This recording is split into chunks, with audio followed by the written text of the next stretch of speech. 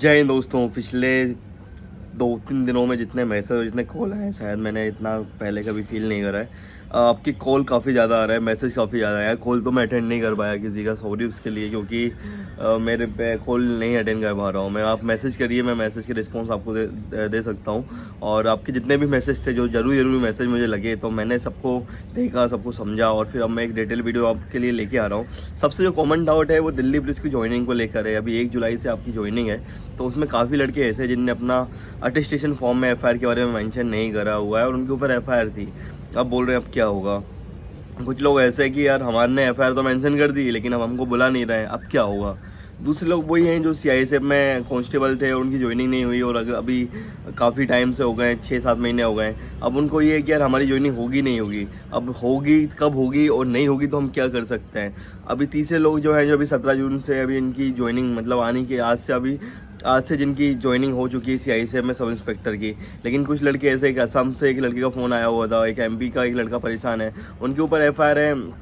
और उनसे उन लोगों ने पहले मांगा हुआ था कि आप अपना डॉक्यूमेंट सारे सेंड कर दीजिए, जो भी आपकी एफआईआर थी, क्या रीज़न था। तो उन्हें ईमेल कर दिए थे बहुत सारी चीज़। अभी उनको ज्वाइनिंग के लिए नहीं बुलाया, तो कब तक उनको ज्वाइनिंग के लिए बुलाएंगे और क्या उनकी कंडीशन हो सकती है।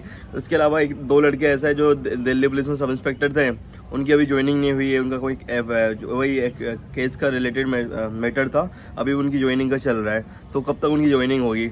कुछ लड़के ऐसे हैं जिनका मेडिकल में अनफिट हो गए थे और बाद में उनने केट में केस करा हुआ और केट ने उनको ऑर्डर दे दिया कि भाई हम इनका रीमेडिकल कराओ, और वो रीमेडिकल में फिट हो गए हैं। अभी उनका कोई रिस्पॉन्स आ नहीं रहा है डिपार्टमेंट की तरफ से, तो वो क्या करें, उनका क्या रहेगा। तो इन सारी चीज़ों की हम बात करेंगे, वन बाय वन हम सबके ऊपर बात करेंगे। सबसे पहले दिल्ली पुलिस का बता देता हूँ मैं। 1 जुलाई से आपकी ज्वाइनिंग है और जिनने मेंशन नहीं करा हुआ है भाई देखो, स्टैंडिंग ऑर्डर बदले नहीं हुए। मैं सुप्रीम कोर्ट से केस जीता हूँ, मेरा दोस्त हाई कोर्ट से केस जीते हुए हैं, लेकिन अभी डिपार्टमेंट के स्टैंडिंग ऑर्डर बदले नहीं है। डिपार्टमेंट का स्टैंडिंग ऑर्डर ये है कि कंसिलमेंट करोगे तो हम टर्मिनेट करने का हमारे पास पावर है। अब वो डिपार्टमेंट की समझ है कि वो आपको किस तरीके से उसमें देखते हैं। अगर आपका मैटर बहुत बड़ा है, 307 है, 376 है, तो भाई आपका कुछ कह नहीं सकता। छोटे मोटे मैटर हो तो हो सकता है डिपार्टमेंट कंसिडर करे कि आपको कोई ज़्यादा दिक्कत ना हो।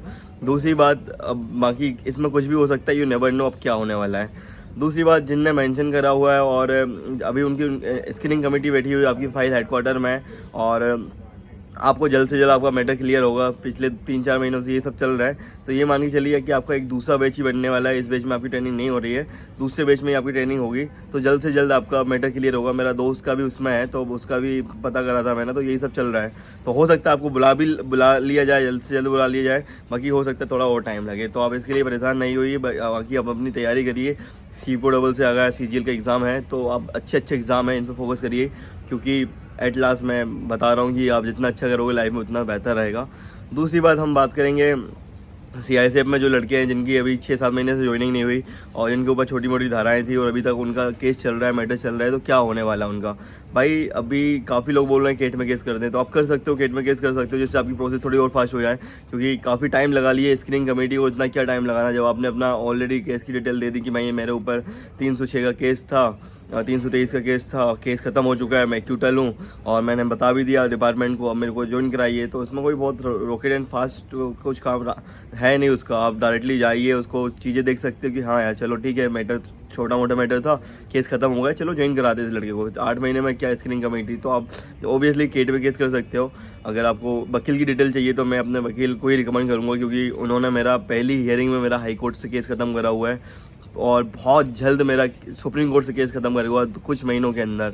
बाकी केट से भी मेरा केस बहुत जल्दी ख़त्म करा हुआ था। तो बाकी मैं देख रहा हूँ हमारे साथ के डिपार्टमेंट के लड़के जो टर्मिनेट हुए थे, 2018 टर्मिनेट हो रखे हैं और अभी उनका केस केट में ही लटका पड़ा हुआ है।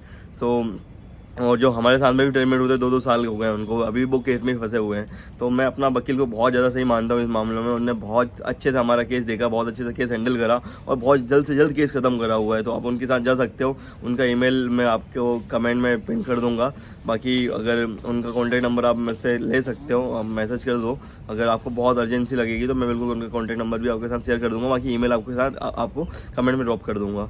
उसके बाद तो उनका भी यही है कि अगर जब तक स्क्रीनिंग कमेटी का डिसीजन नहीं आता, जब तक उनकी ज्वाइनिंग नहीं होगी, और अभी 8 महीने हो गए, तो आप बिल्कुल केट जा सकते हैं। इसके लिए मैं आपको बहुत बता सकता हूँ, रिकमेंड कर सकता हूँ इस चीज़ को, क्योंकि अभी 8 महीने यार काफ़ी टाइम हो गया और आप बहुत ज़्यादा परेशान हो, क्योंकि एसएससी जीडी की डबल से भर्ती कंप्लीट होने वाली है। सो ऑब्वियसली उसके बाद हम बात करेंगे जो लड़कों का रीमेडिकल था और उन्होंने केट में केस करा और केस से केस जीत भी गए और अब उनको मेडिकल, अब वो बाद में फिट भी हो गए। तो क्या चल रहा है, तो यार देखिए अभी एसएससी का मैटर था, एग्ज़ाम कराना। एसएससी ने आपका रिजल्ट जारी कर चुके हैं। अब जो रीमेडिकल वैकेंसी आपकी फुल हो गई है, तो अब वो डिपार्टमेंट के ऊपर यार वो कैसे आपको देखती है। बाकी ओबियसली आपके नंबर अच्छे हैं, आप मेरिट के अंदर आ रहे हो, लेकिन आप मेडिकली बाहर हो गए तो आपको मेरिट में नाम ही नहीं आया।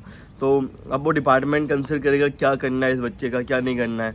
बाकी अगर आपको लगता है कि आपको ऊपर जाना है, हाई कोर्ट जाना है, तो आप हाई कोर्ट जा सकते हो, क्योंकि आपका मैटर भी कंसर्न करने वाला है, क्योंकि इसमें आपकी कोई गलती तो थी नहीं, डिपार्टमेंट की कहीं ना कहीं वो रहा इसमें मेडिकल में। तो आप बिल्कुल ऊपर जा सकते हो, आपका कंसर्न जायज़ है। उसके बाद हम बात करेंगे अब जो लड़के हैं जिनके ऊपर छोटी मोटी एफआईआर है, जैसे 498 की बहुत कॉमन धाराएं लगती है लड़कों के ऊपर, 323 की बहुत कॉमन धाराएं, 500 की बहुत कॉमन धाराएं। अगर आपका केस खत्म हो गया, आप एक्यूटल हो गए हो या कॉम्प्रोमाइज़ में खत्म हुआ है, तो आप मेंशन करोगे तो आपको ज्वाइनिंग आपकी हो जाएगी, आपको इतना परेशान होने की ज़रूरत नहीं है। बाकी 376 307 में थोड़ी दिक्कतें होती हैं, लेकिन आप वहाँ पे भी एक्यूटल होते हो तो भी आपकी ज्वाइनिंग हो जाएगी। आपका केस पेंडिंग है, आपने बताया नहीं। अगर आपका केस पेंडिंग है तो आपको केस ख़त्म करना पड़ेगा। आपने केस का मेंशन नहीं करा, अगर आपके ऊपर कोई केस ख़त्म भी होगा और आपने मेंशन नहीं करा, तो वहाँ पे आपको दिक्कत हो सकती है। मैं बार बार यही चीज़ आपको बताता रहता हूँ, क्योंकि हम लोगों को दिक्कत हुई है, हम लोग टर्मिनेट हो गए थे यार, तो आपके साथ भी ये दिक्कत हो सकती है। तो ये बेसिक से डाउट थे सबके, आई होप के सब डाउट क्लियर हो गए होंगे। वीडियो आपको अच्छा लगा हो तो बिल्कुल वीडियो में कमेंट करिए, आपका जो भी दिक्कत रहे, जो भी क्वेरी रहे, बिल्कुल कमेंट कर सकते हो। कॉल की जगह पर आप मैसेज करिए, ताकि मैं उसका रिस्पॉन्स दे सकूँ, क्योंकि कॉल अटेंड नहीं कर पा रहा हूँ मैं, काफ़ी कॉल आ रहे हैं। So thank you so much. जय हिंद, जय भारत।